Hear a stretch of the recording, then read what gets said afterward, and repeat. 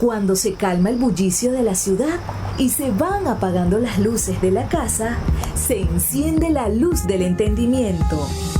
Desde este momento comienza Puerto de Libros, Librería Radiofónica, programa que contiene todos sus elementos tipo A. Puede ser escuchado por niños, niñas y adolescentes sin la supervisión de padres, madres o representantes. Comienza Puerto de Libros, Librería Radiofónica.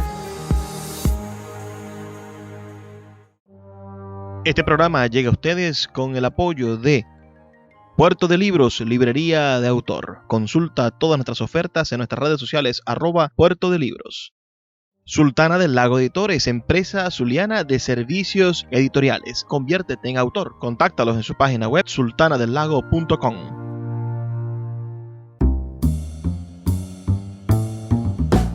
Bienvenidos a Puerto de Libros, Librería Radiofónica. Les habla Luis Peroso Cervantes, quien los acompaña de lunes a viernes, de 9 a 10 de la noche, por la Red Nacional de Emisoras Radio Fe y Alegría. 23 emisoras conectadas para llegar a sus hogares con buenos libros, con oportunidades de lectura y esas semillitas, esas semillas, las semillas de el criterio.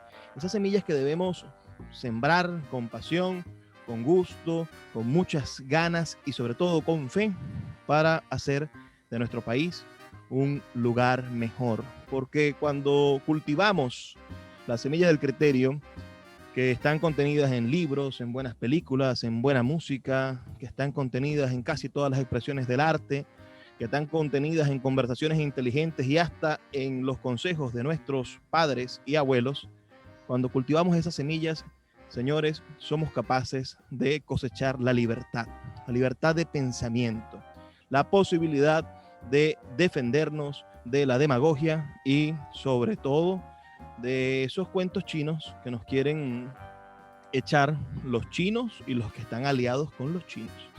Algunas cosas que nos suceden día a día en nuestra realidad y que usted y yo podemos ir cambiando, porque sin duda la manera adecuada de cambiar nuestro día a día está en el uso de los libros y de la inteligencia. La noche de hoy vamos a tener un invitado muy especial. Estamos compartiendo con ustedes nuestro episodio número 298.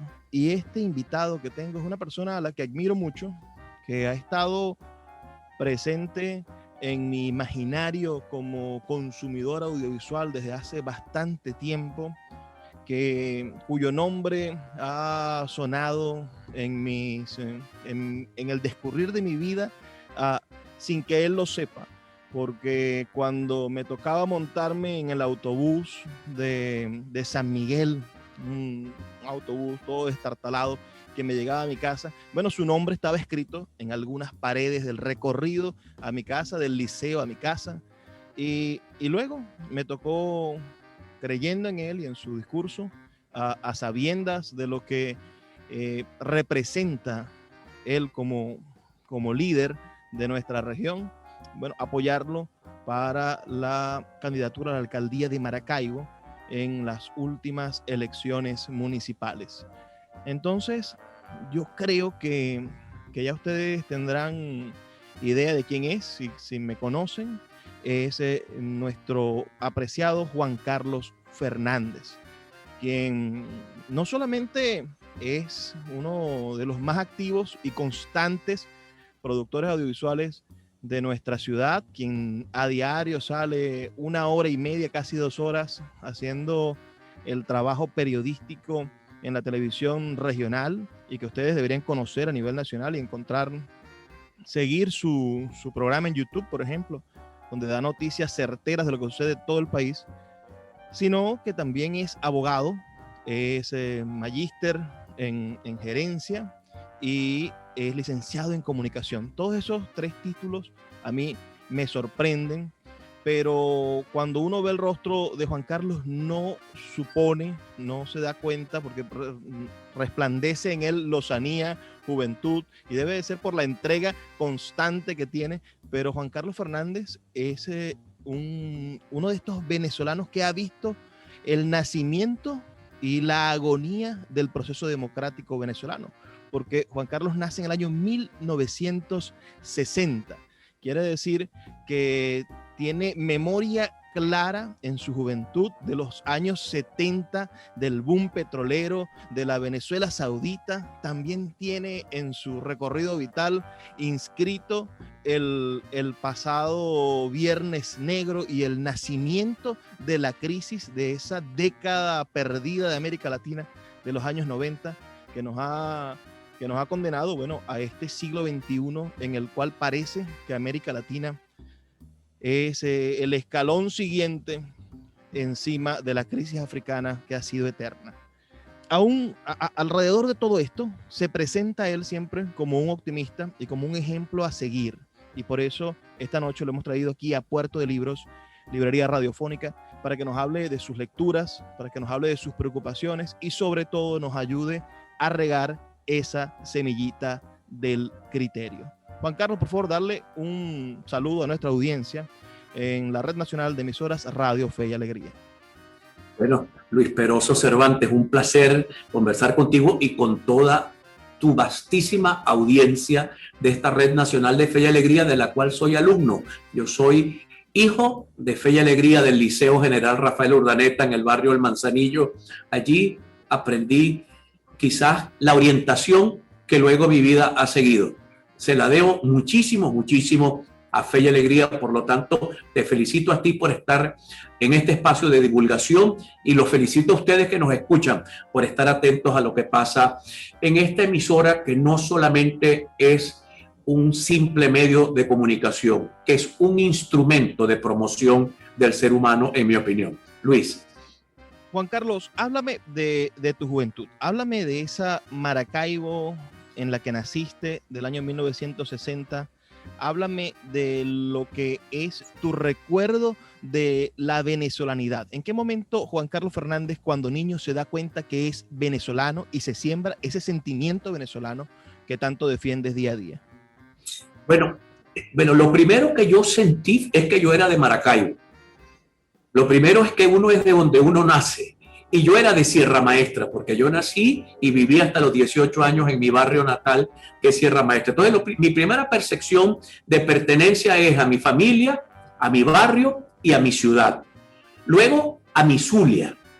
Conocí el Zulia, ese Zulia diverso, ese Zulia que tú te emocionaba recorrerlo, porque ir, por ejemplo, yo tenía un tío que tenía una finca por allá por el Laberinto, ir al Laberinto a ver vacas, a ver tractores, a ver alambre de púas, también a ver obreros durmiendo debajo de una cajita o arriba de una cajita de madera que era su única pertenencia. También eso impactó a aquel niño que comenzaba a recorrer el estado. O sea, este es un estado donde ibas a Santa Bárbara y veías la gran producción de leche, o ibas a Machiques, Colón, y veías la producción de carne, o ibas a los puertos de Altagracia, a la pesquería, ahí en la zona de Los Jovitos, pero también siempre me encontraba con la pobreza.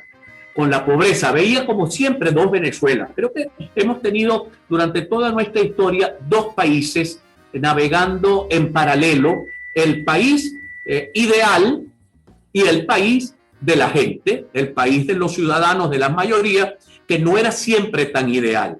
Entonces, en ese país yo me crié, yo soy un visitante asiduo del mercado de los buchones. Iba con mi padre, yo era un niño, de ver las piraguas del lago. Mi padre era piragüero, mi abuelo era piragüero. Eso me vinculó al lago, la pesca, éramos pescadores aficionados, pescadores de anzuelo, mi viejo y yo, y eso nos vinculó muchísimo a la Maracaibo lacustre, que es una Maracaibo que hoy no tenemos con tanto acercamiento. Hoy la Maracaibo lacustre hay, en mi opinión, que regresársela un poco a los maravinos. Luego, mi madre es andina, mi madre es gocha, de un pueblo que se llama San José de Palmira, en el estado Mérida. Cuando comencé los primeros viajes a los Andes, entonces me tropecé con mis raíces andinas, que ya las tenía porque como nosotros somos una sociedad matriarcal, en mi casa se comía, en vez de mojito en coco, se comieran caraotas negras y plátano verde sancochado, ¿no? Entonces yo comía, mi alimentación era andina, mi vida era zuliana, mi padre me acariciaba con las costumbres cañaderas porque era de la cañada, pero mi madre me imponía el récord andino de hacer la vida. Entonces allí comencé a sentir la venezolanidad, el país. Luego lo recorrí, tuve una suerte, Luis Peroso, yo recorría Venezuela cuando uno se montaba un morral en la espalda, le colocaba un aviso a un cartoncito que decía Mérida y 10 horas después estaba en Mérida sin ningún peligro. Así recorrí yo toda Venezuela con mi mochila, con mi morral a la espalda, con la barba como la que tú tienes no sé qué edad tienes tú, Luis Peroso, debes tener unos 30 años. Bueno, yo usaba una barba también bastante poblada, porque yo era un hombre de izquierda y a los de izquierda nos gustaba usar barba. Tú la usas por poeta, yo la usaba más por ser militante de la izquierda. Pero así, con mi barba, recorrí toda Venezuela, la conocí completo, y eso para mí es una cosa... digamos, Venezuela es un entusiasmo. Venezuela es un país que apasiona. Te cuento una anécdota para luego darte el micrófono porque me lo quedo solo. Bajé a La Ponguao, al pie del Salto La Ponguao, caminando. Cuando llegué abajo con mi esposa y con mi hija, me puse a rezar el Padre Nuestro, porque yo me pensé para mis adentros, esto solo puede ser obra de Dios. Esto tan hermoso que tiene mi patria solo puede ser obra de Dios. Me quedó esa anécdota del salto en La Ponguao, mi querido hermano. Mira, el curso de La Ponguao es uno de los mejores relatos que se ha escrito en la literatura venezolana. Es de Antonio López Ortega y me impresiona que nombres a La Ponguao, porque Antonio López Ortega logra describir de una manera la selva y la profundidad de la venezolanidad en ese cuento de maneras maravillosas.